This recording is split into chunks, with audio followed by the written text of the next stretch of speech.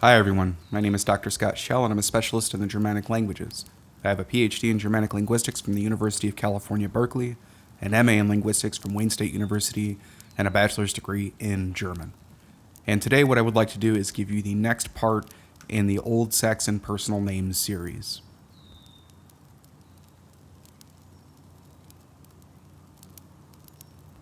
So the first name we have today is Irmingard. Irmingard. This is literally great, as in Irmin, and yard, as in guard or like some sort of enclosure. This name is specifically recorded for a female. Pretty much every word that you're actually going to see in the personal name series, if it ends with guard, it's for a woman. So this is, of course, a name for someone who is steadfast and strong. The Irmin here is also seen in the word Irminsul, for example, and it is even related to the word Jormin, as in Jormungandr, in the Old Norse corpus. And now we have Isgeir. Isgeir.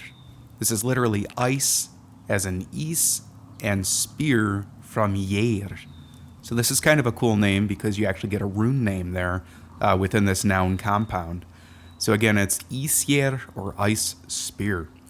The gender is not actually listed in my sources, but the word Yeir, as in spear, which is of course related to Geir in Old Norse, is historically masculine across all of the Germanic languages. So again, we can predict that this name was actually meant for a man. It is possible that this name is actually a shortened version of Iron Spear, which of course would make sense too. This would be from Isar, Old Saxon Isar, plus Yeir, which again is spear. So it would be a shortened form. But the thing is that we actually do see the words iron spear in Old Saxon preserved in names as well. Like, for example, in Isanburg and Isengard. So we have like iron fort and then iron yard. So yeah, either way, it could be ice spear or iron spear. But if you wanted a true iron spear form, you're looking at really something like Isanjer. Isanjer.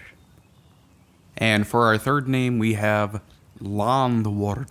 Landuuard. This name's actually kind of funny to me. I mean, since it actually does kind of ring a bell with the word landlord. But yeah, we have this name attested in the Latin ending US, in which case that tells us that this name was meant for a man. So this is one who protects his land. This could have also had a connotation of like guarding the spirits of the land, though, too. And this is a great appellation for someone who works closely with whites. And for our fourth name, we have Liuduuulf. Liuduuulf. This is dear friend. It's kind of an interesting name here because that first component is actually related to English love, and this particular word is actually very common in the continental runic corpus. So we do know that this name was meant for a man because, again, we have the Latin recorded form, in which case is recorded with a US, so this tells us that this was a masculine name. As far as the second root, Winnie, this is actually found in like English winsome or winning. So again, we have dear friend, or even possibly something like dear joy, because this word Winnie is actually used in Old Saxon context to actually just simply express the notion of someone being happy. This word is actually quite commonly found in the wine halls that are outlined in the Heliand. So again, it could be dear friend, or just dear and then some other component which expresses joy or happiness. And for our fifth name here, we have Liudger. Liudger. This is literally folk or people spear.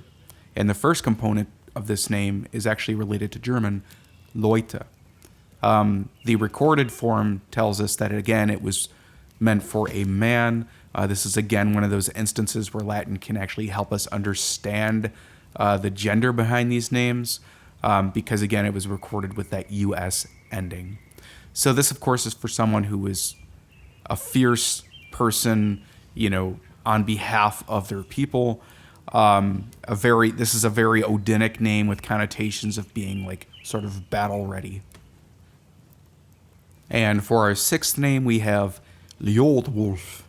Liuduuulf. This is literally people or folk wolf.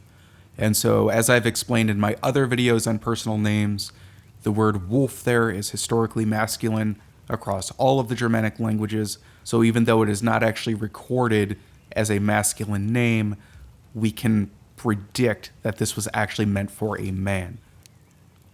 And for our seventh name here, we have a very unique name. It is Mesa, and it is actually meant for a woman. So again, that is Mesa, and this means titmouse. It's kind of interesting because we do see other bird names as well throughout the corpus. Like, of course, we all know about ravens. We have recorded forms for the word eagle. You'll see this soon, but I have another recorded form for the bird swallow in Old Saxon. And so they did have a tendency to name their people after birds.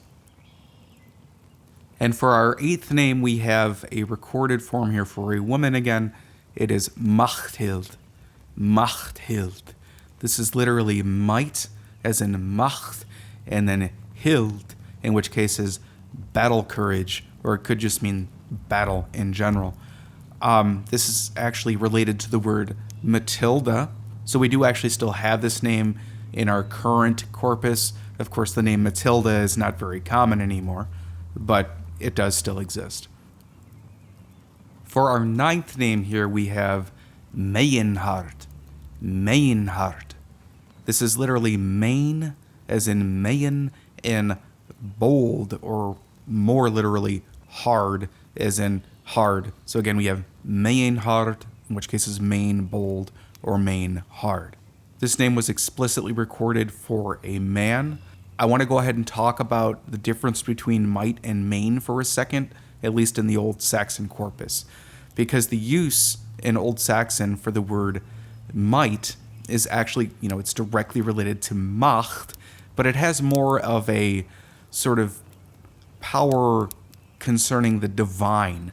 So you see the common phrase Macht Goddess, for example, in the Heliand, which is the might of God, but you never see the word Meginuulf. You never see like the main of God. And we still actually have the expression in English to this day concerning might and main. Like, go ahead and pull that with all of your might and main. But we don't use that outside of that phrase really anymore. We only talk about might and strength. But either way, in Old Saxon, the use of main or main differed itself from Macht, in that main focused more on physical strength. And again, conversely, Macht is often used to mean the power of something divine. And our last name here is Meginuulf. Meginuulf. This is literally mane or strength, wolf. And again, for the difference between might and main in the context of the Heliand, refer to the previous name that I just discussed. Alright everyone, well I hope you enjoyed this video of the next set of 10 names out of the 125 I have recorded. Please like the video, subscribe if you haven't subscribed, and share the video with whomever might find this interesting.